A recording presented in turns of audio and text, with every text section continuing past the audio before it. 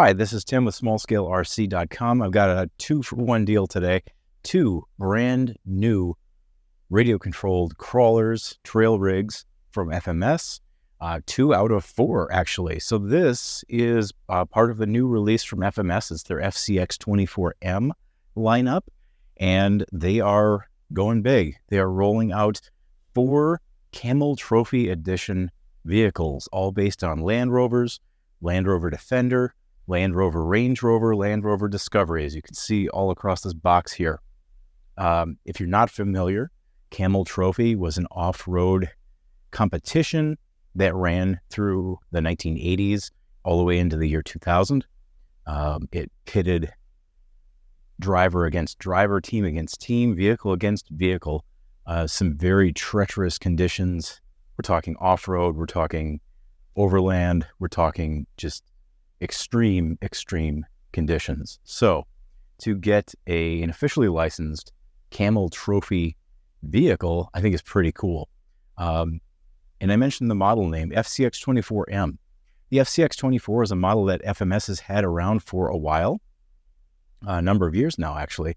But the M is something new, and there is something new with these vehicles, both on the outside and on the inside. So we will go into that with a little more detail.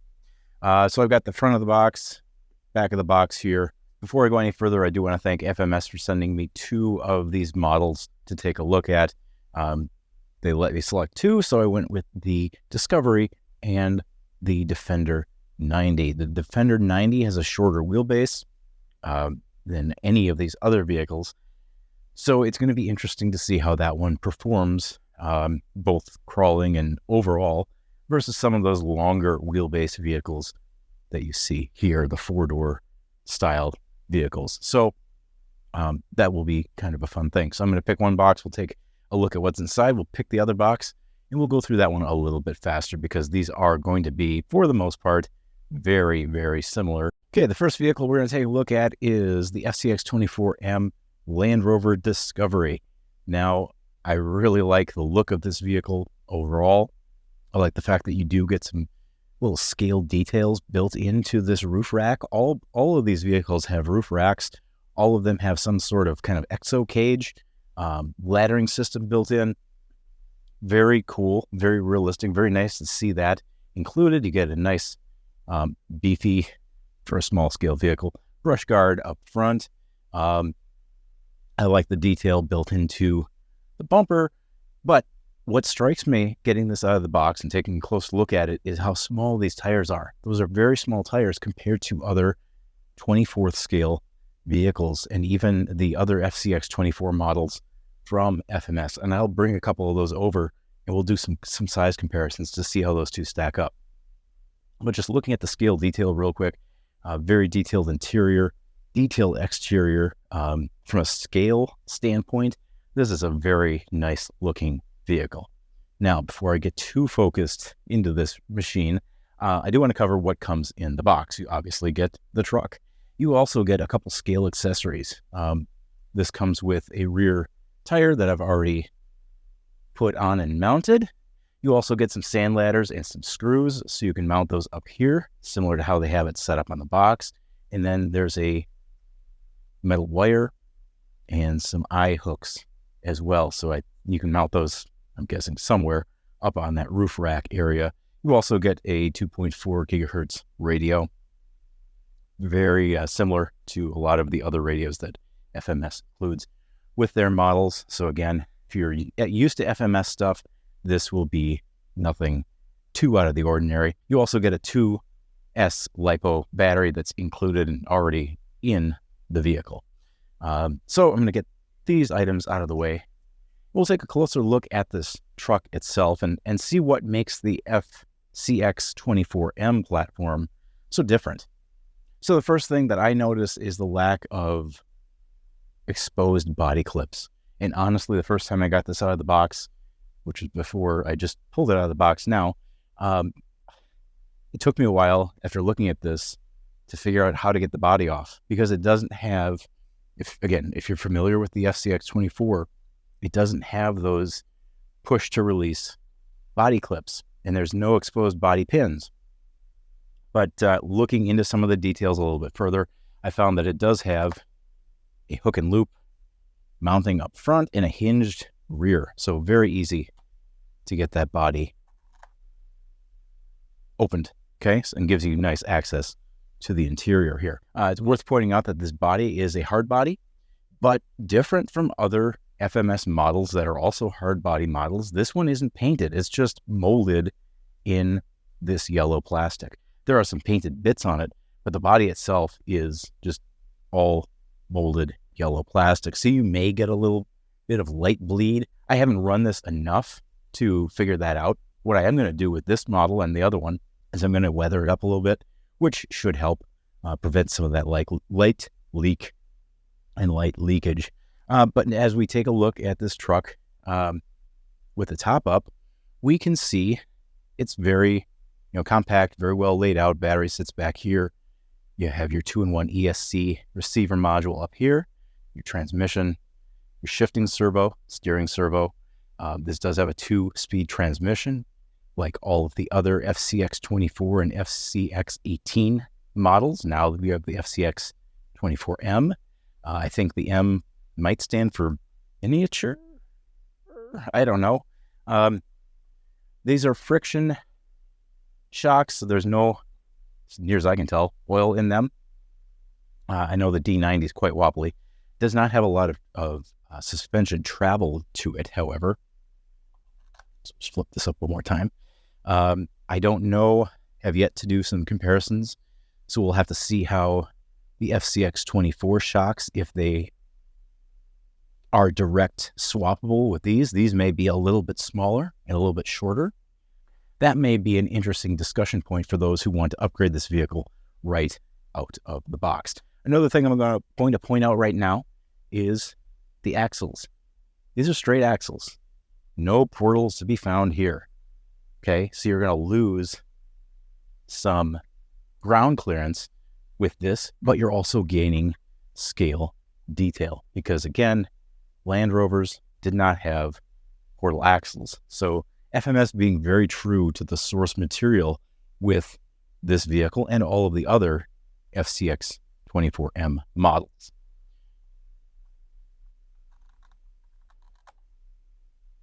Let's open this up, plug in our battery.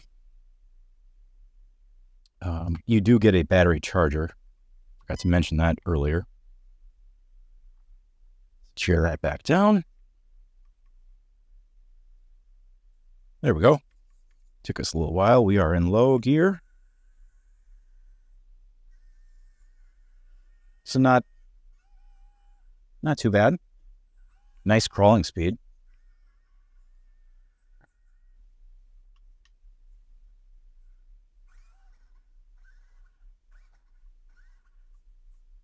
Quite a bit of pep for that high gear. Give you a look at the back of this truck. Woo! Definitely a fun vehicle. I can see this being more of a trail light crawler than anything super duper hardcore crawling. It's not going to be to the level of the original FCX24 or the FCX18 or the TRX4M or the Red Cat Ascent 18. And maybe even to some extent, some models of the SCX24 from Axial. I have had it outside, have done some light crawling with it. It just looks super scale, and it does a really nice job. When you have that 2-speed transmission, that really helps too. So FMS is giving you a lot with this little vehicle. Now, I said I had 2 of these to take a closer look at. There's one. Here's the second. So this is the Defender 90, the D90. Look at that short wheelbase. Now let's just take a look. We got our do a tire-to-tire comparison here. But look at the difference in wheelbase between these two models. And then just look at not a lot of travel from the suspension here. But again, that's fine. This one does wobble and bobble a lot more than, maybe this one does too. When you start loading both of these vehicles up with scale accessories, or any of these vehicles up with scale accessories, you are going to drastically change the center of gravity, which should make for some interesting experiences as well. Get this out of the way. Let's showcase the D90. D90 body setup, same as the other models. Hook and loop front, hinged rear, straight axle, small tires, a little bit larger though, diameter than what is on the Discovery. And I think, just looking at the box, I think the Range Rover has the same size tires as the Discovery, and then the two Defenders have a little bit beefier, more plump tire. Definitely, they do have two different wheelbases. Interesting, I just noticed this today, interesting design on the back drive shaft, probably because of the short distance here. They had to go with this style versus the sleeved, splined version.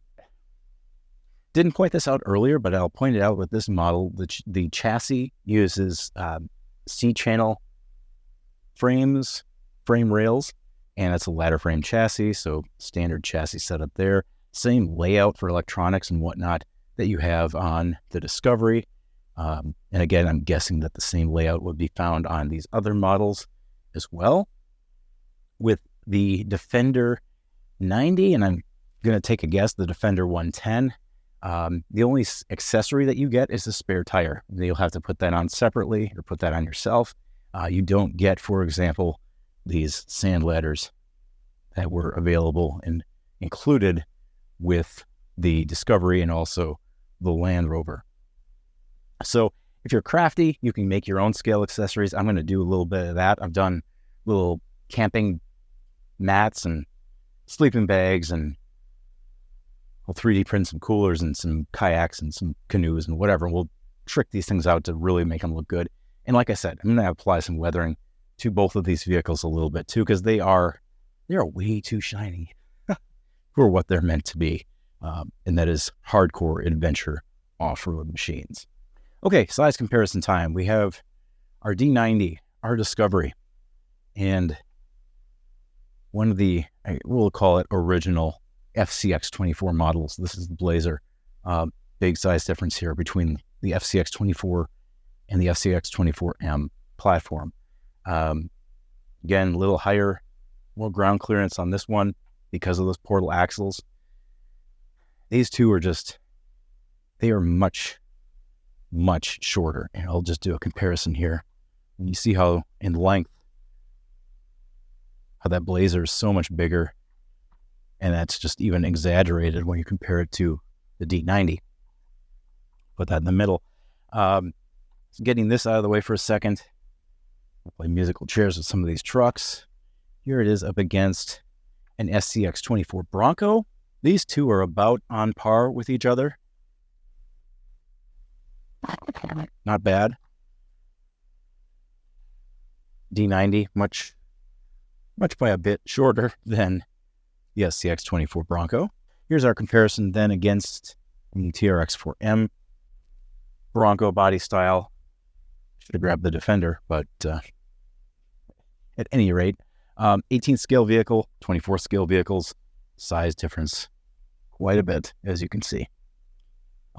Yeah, I'm not even going to compare those two. It's pretty much on par with what you saw from the original FCX24 platform length. Quite a bit different. There you have it, the new FCX24m lineup from FMS. And again, this is 2 of 4 models released under this FCX24m initial wave, the Camel Trophy Edition. I hope that we will see some non-Camel Trophy Edition vehicles as well.